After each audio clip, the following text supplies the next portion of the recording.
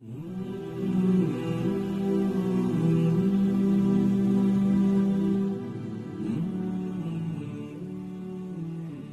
جهان فانی بینگر، هر طرف شور و شر است. آدمی غافل ز مرگش، عاشق مال و زر است. نیست رحمی را برادر بر جگربند پدر، دختران را نیست شرم و انجداد با مادر است. گفت احمد والدین را دل بیاور امتم،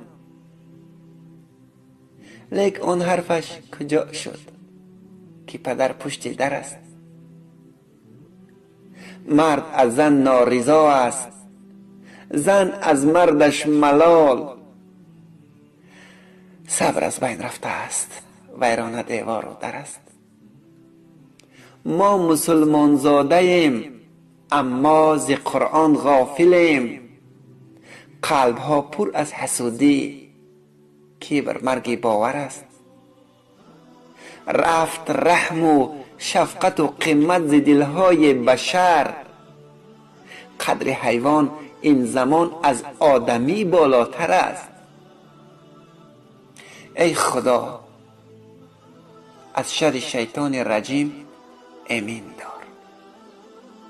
مرگ دنیای ابد از زندگی اولاتر است.